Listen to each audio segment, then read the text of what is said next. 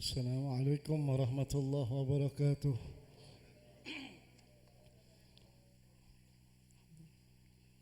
بسم الله الرحمن الرحيم. الحمد لله القوي سلطانه، الواضح برهانه، المبسوط في الوجود كرامه وإحسانه، تشويقا للسامعين من خواص المؤمنين وترويحا للمتألقين بهذا النور المبين. فإن فعلنا تؤرب الأقلام عن شؤون خير الأنام، ولكن هدني إلى تدوين ما حفظته من شر أشراف المخلوقين. الحمد لله، الحمد لله بقدرته، الحمد لله بنعمته، الحمد لله على نعم الإسلام والإيمان، وأشهد أن لا إله إلا الله، وأشهد أن محمد رسول الله صلى الله عليه وسلم. اللهم صل وسلم وشرف وكرم وعظم على سيدنا وحبيبنا وشفيعنا وقرة أعيننا ونور قلوبنا سيدنا محمد صلى الله عليه وسلم. رب اشرح لي صدري ويسر لي أمري واحلل عقدة من لساني yafqahu qawli. Alhamdulillah, pertama-tama kita ucapkan terima kasih kepada sahibul bait, sahibul hajat, Pak Haji Suki. Mudah-mudahan dengan beliau, di tempat beliau dibacakan maulid sirah Nabi Muhammad SAW, turun rahmat di rumah ini, turun keberkahan untuk beliau, istri beliau, anak-anak beliau, mantu beliau, dan khususnya untuk kampung wilayah sini. InsyaAllah Allah angkat bala, Allah angkat penyakit di kampung sini. Mudah-mudahan berkatnya Sayyidina Muhammad SAW. Dan juga bapak-bapak semuanya yang minta maaf, ana belum bisa sebutin namanya satu-satu. InsyaAllah nanti kita lebih dekat lagi. Tapi tidak mengurangi rasa hormat dan ta'zim dan cinta ana sama antum semua, dan kecintaan ana sama kampung Waru ini. Alhamdulillah. Pertama-tama yang ana mau cerita,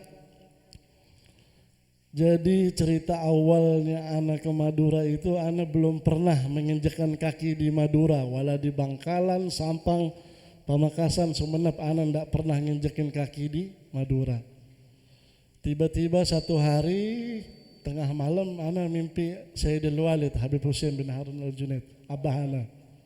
Di mimpi itu cuma ana posisi lagi tidur, abah ana udah meninggal dari 2010. Itu abah ana di mimpi ana, beliau berdiri masuk pintu, Syarif Gom, Syarif bangun, ikut abah ke Madura. Ana kebangun. Langsung ana bangun, ana nangis, ana masuk ke kamar Umi ana tanya, Umi, Syarif mimpi abah. Mimpi apa? Abah bilang Syarif Gom, ikut abah ke Madura. Kata Umi, ente punya uang? Punya, alhamdulillah. Berangkat ke Madura. Nanti pasti dapat jawabannya di sana. Walhasil ana ndak punya teman satupun di Madura. Yang ana punya teman cuma satu, Parto, tukang gigi itu, belakang puskesmas Romana.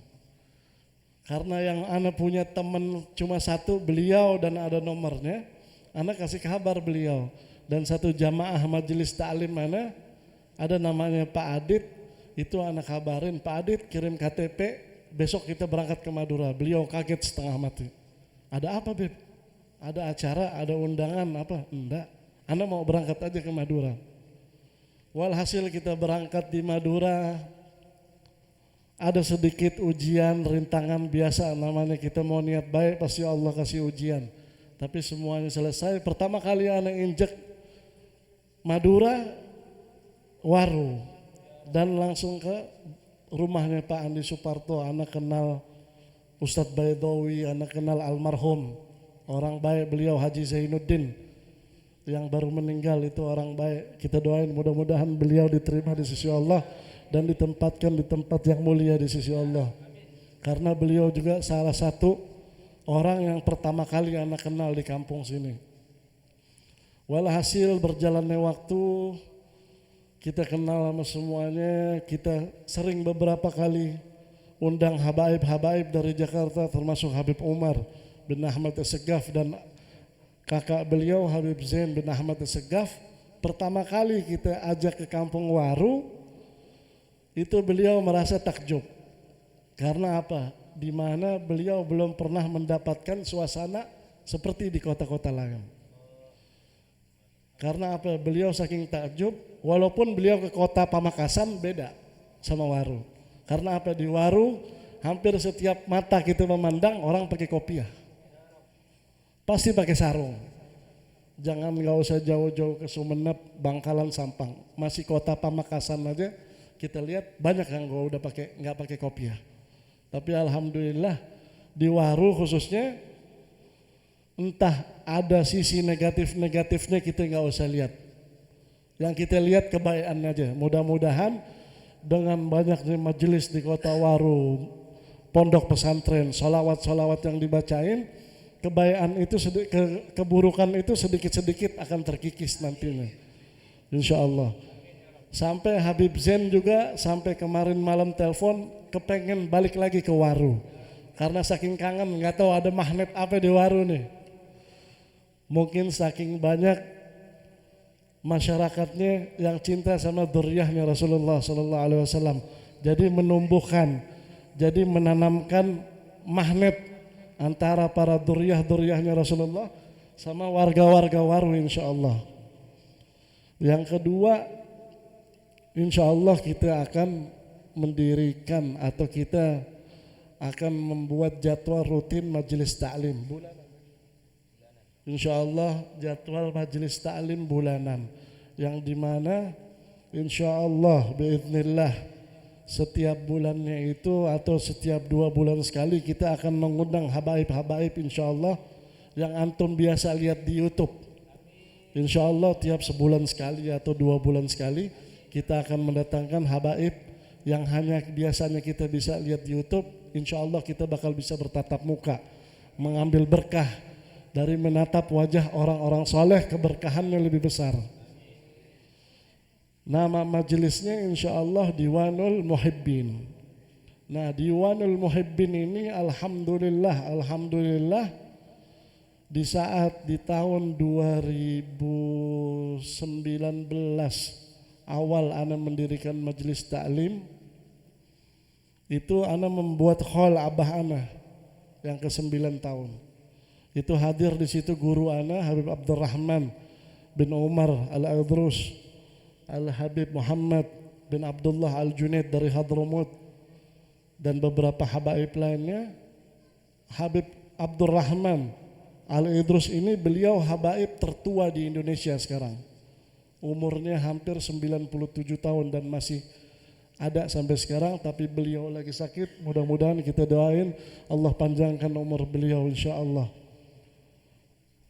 Di saat kita pembacaan maulid, begitu kita membaca Muhallal Qiyam, tatapan beliau, posisi ana ada di depan beliau. Di saat Muhallal Qiyam, tatapan mata beliau berubah drastis, seperti kayak melihat sesuatu yang belum pernah dilihat. Kayak matanya itu mau keluar. Ana bingung dalam hati ana, apa ana ada kesalahan atau kita ini masih kotor, kita masih suka merokok. Tapi berjalan Muhallal Qiyam, beliau tetap dengan pandangannya sampai selesai pembacaan maulid doa, makanan dikeluarkan, ana bagiin makanan ke beliau, beliau langsung tarik tangan ana, Muhammad Syarif, ana mau ngomong 4 mata sama ente dan ini harus secepatnya dikasih tahu sama ente. Karena ana enggak menyangka apa-apa, ana bilang, ya Habib, makan dulu selesaikan. Lah, ana disuruh amanah secepatnya kasih kabar ke antum. Enggak Habib, antum makan dulu. Walhasil selesai makan, beliau bangun, ana ditarik, Syarif, ana mau ngomong 4 mata sama antum dan tidak ada satupun, walaupun adik kandung antum tidak boleh mendengar. Kaget ana, ditariklah ke luar rumah sampai ngumpet di belakang mobil tuh. Akhirnya, ya Syarif, Syarif dengar. Tadi begitu Muhallal Qiyam ada abah antum di sebelah itu. Karena abah ana ini 3 serangkai, Habib Hussein bin Harun Al-Junaid, Habib Abdurrahman Al-Idrus sama Habib Ubaidillah Al-Kaf. Ini 3 serangkai. Ya Muhammad Syarif, tadi Muhallal Qiyam ada abah antum di samping antum. Beliau menyampaikan amanat sama ana, ya Abdurrahman, kirim salam sama anak ana dan suruh beliau buat majelis hari Ahad ba'dal asar, nama majelisnya Diwanul Muhibbin. Jadi nama Diwanul Muhibbin itu dari beliau. Dan ana di saat mau pembukaan majelis itu, ana sowan ke habaib-habaib termasuk Habib Muhammad Amin bin Saleh Al-Habsyi. Ana kasih tahu beliau namanya Diwanul Muhibbin, Habib Muhammad Amin langsung nangis.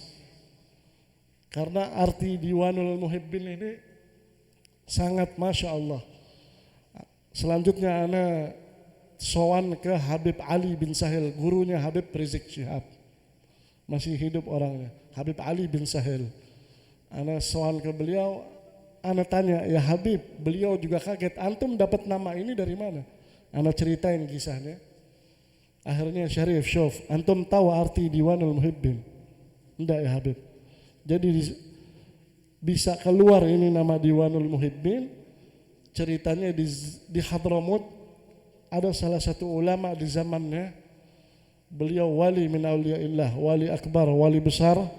Beliau di saat selesai sholat subuh di kampungnya beliau keluar rumah. Beliau melihat dua cahaya turun dari langit dan beliau tahu itu dua malaikat pencatat amal-amal kebaikan. Setelah itu beliau samperin ini malaikat, beliau lihat yang satu malaikat ini membawa kitab. Yang satu lagi melihat muka-muka manusia-manusia di kampung situ. Beliau yang satu melihat mukanya si fulan, ditulis namanya. Melihat si fulan, ditulis namanya. Salah satu wali ini dia merasa iri. Jadi dia lari mutar supaya di saat malaikat itu melihat muka beliau, apakah ditulis atau enggak nama beliau. Ternyata begitu malaikat ini melihat, buang muka malaikat, enggak ditulis. Lari lagi muter sampai 2 kali.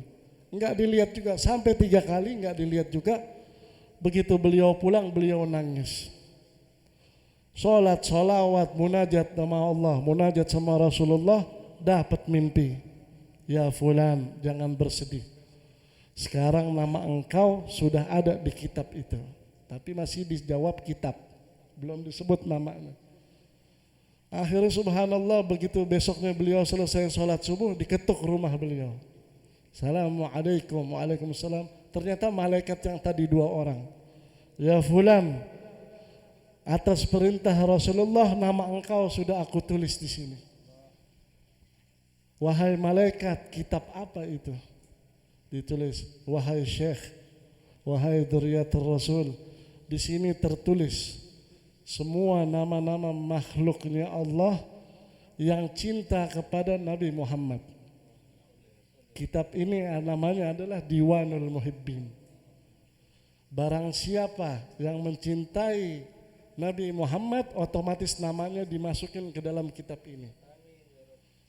Dan kalaupun nama beliau tidak ada, contoh, kita punya seorang wali di Madura, Syekh Khana Khalil. Kita punya wali di Waro, Bujuk Macan Alas. Ada Bujuk Benah, ada Bujuk Bayan. Kalau mereka para wali Allah masuk di dalam kitab Diwanul Muhibbin ini, dan kita cinta sama orang yang cinta sama Rasulullah, kita cinta sama Syekh Khana Khalil, kita cinta dengan Mbah Maimun Zubair, kita cinta sama Habib Saleh Tanggul, itu otomatis kita ikut masuk di dalam kitab itu. Dan mudah-mudahan dengan kecintaan kita kepada Nabi Muhammad, nama kita, insya Allah keluarga kita, orang tua kita yang udah nggak ada, berkah wasilahnya Rasulullah, kita bisa termasuk di dalam nama yang di dalam kitab Diwanul Muhibbin itu. Karena segala sesuatu itu harus pakai wasilah. Kalau nggak ada wasilah susah. Kalau bahasa Betawi susah. Ente mau ketemu gubernur susah benar ngelewatin ininya, ngelewatin. Tapi kalau antum punya jalur langsung ke gubernur semuanya bisa. Antum mau dekat ke Rasulullah jauh, kita harus ngelewatin para sahabat-sahabatnya Rasulullah belum para wali Allah, itu berapa ratus lapis tuh kita mau dekat. Nggak bisa, ibadah mereka, sujudnya seperti apa, zikir mereka ratusan ribu, kita masih ngerokok. Susah, jadi kita mau mengharap bisa ambil jalur tol tuh, bagaimana? Bil wasilah. Antum buka surat kelima ayat 35, surat Al-Maidah ayat 35. Ya ayyuhalladzina amanu taqullah alaihi bil wasilah. Itu Allah udah bilang di Quran. Surat Al-Maidah ayat 35. Wahai orang yang beriman, carilah untuk mendekat kepada aku, carilah wasilah. Bagaimana cara cari wasilahnya? Cari. Antum nggak ada habaib, cari pak kiai-kiai. Hadir majelis-majelis taklim. Hadir majelis taklim, jangan lihat, ini penting. Hadir majelis taklim, jangan lihat siapa yang ada di dalamnya, tapi lihat apa yang dibaca di dalamnya. Jangan lihat, oh cuma Pak Kiai bukan Habib, nggak mau. Yang sono majelisnya Habib. Jangan. Al ulama warasatul anbiya. Jangan lihat, walaupun nggak ada Pak Kiainya, antum nih bukan lulusan pondok, nggak pernah apa, yuk ajak teman-teman, yuk berlima, bertiga, hati berdua orang, hati cuma berduaan,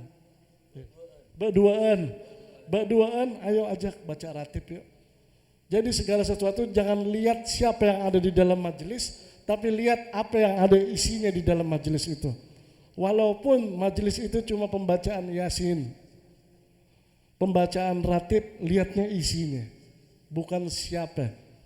Tapi kalau memang ada habaibnya, itu namanya nilai plus.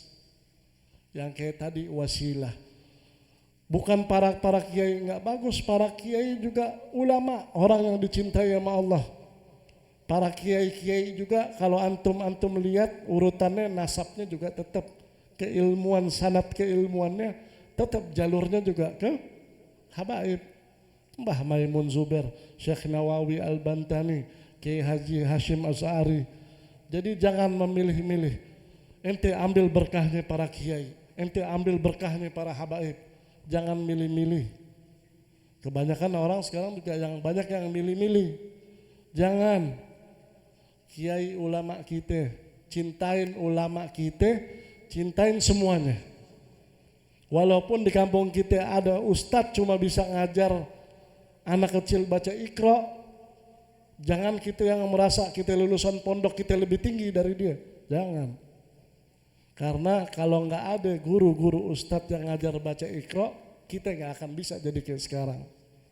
Justru perjuangan mereka lebih besar. Kita masuk pondok umur belasan tahun, kita ngajarin anak-anak baca Iqra nih kayak lagi ngegembala kambing, susah diatur. Jadi perjuangan mereka tuh lebih susah. Jadi alhamdulillah perkumpulan ini mudah-mudahan insya Allah dapat rahmatnya Allah, mudah-mudahan niatin yang bagus. Mudah-mudahan juga musibah seperti yang tahun-tahun kemarin COVID nggak ada lagi insya Allah. Mudah-mudahan, dan kita minta mudah-mudahan saudara-saudara kita nggak bisa berbuat apa-apa buat Palestina, tapi yang kita bisa, kekuatan senjata yang paling kuat itu adalah doa. Jadi kita doain saudara-saudara kita yang syahid di sana, mudah-mudahan secepatnya Allah berikan kemenangan buat mereka. Dan Allah hancurkan sehancur-hancurnya orang-orang yang zalim. Bukan hanya di Israel, dimanapun nih di dunia, di Madura, kalau memang ada orang-orang yang zalim untuk agamanya Nabi Muhammad, biar Allah hancurkan sehancur-hancurnya. Karena apa?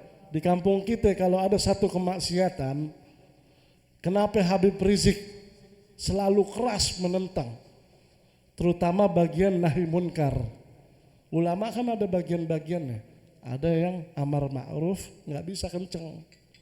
Ente kalau punya anak suruh sholat, ente gebukin, ente pukul, lari ini anak. Amar ma'ruf harus dengan kelembutan. Kalau nahi munkar nggak bisa pakai pelan. Ada orang mabok, ada orang pakai sabu-sabu, ente usap-usap tuh. Jangan minum alkohol ya, nggak boleh. Jangan pakai sabu ya, nggak bisa. Nahi munkar harus keras. Jadi perjuangan tuh ada dua jalur. Nah, kenapa kita bilang ini sebetulnya tugas kita semua nih. Kita yang untuk menjaga kampung kita. Jangan kita lihat orang yang mabok, orang yang pakai sabu.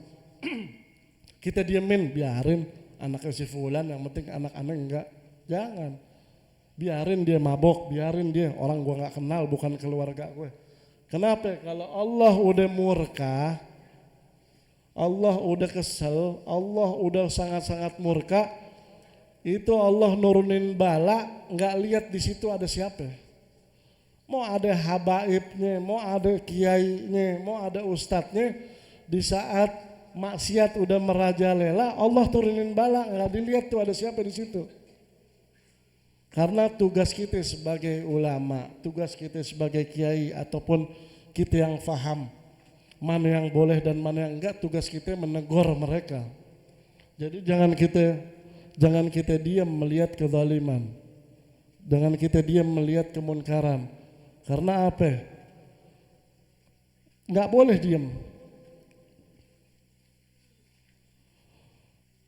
Mudah-mudahan juga aneh sempat dengar pertama kali ke Madura. Banyak terutama di Madura ini banyak keluarga bertengkar, teman sama teman bertengkar karena dunia, terutama karena politik. Teman sama teman berantem karena yang itu pilih si fulan, ini pilih si fulan, ribut, nggak tegur-teguran berapa tahun. Padahal si fulan yang ngerti ilmu, yang ini ngerti ilmu. Woi, ya ini yang ente ributin perkara dunia. Ad-dunya mal'unatun. Dunia ini terkutuk, isinya terkutuk. Kecuali ini kita, orang-orang yang hadir di majelis taklim nuntut ilmu, yang lain terkutuk. Ente ribut karena apa? Pilihan kelebon, dunia. Dia udah menang juga kita nggak dilihat. Siapa loh? Ini kita ribut karena dunia, ya Allah. Ente mendingan bawa celurit ke Palestina sono. Enak syahid, bisa bawa 70 keluarga. Jangan, ini ya Allah, ad-dunya mata'ul ghurur. Jangan karena kita beda pendapat. Politik dalam Islam wajib kita berpolitik. Habib Rizik bilang, terakhir anak ke beliau, Syaiful juga ikut. Wajib umat muslim berpolitik, karena kalau nggak ada umat muslim di DPR-nya, itu nggak ada yang menyuarakan aspirasi umat muslim. Umat muslim bisa ditindas. Jadi bukan kita nggak boleh berpolitik, tapi jangan sampai karena dunia politik kita dipecah belah. Jangan, apalagi naudzubillah karena politik ini bunuh-bunuhan sesama muslim. Jangan, naudzubillah. Mudah-mudahan dengan hadirnya majelis ini, orang-orang yang diputuskan karena dunia, mudah-mudahan berkatnya Rasulullah disambungin kembali.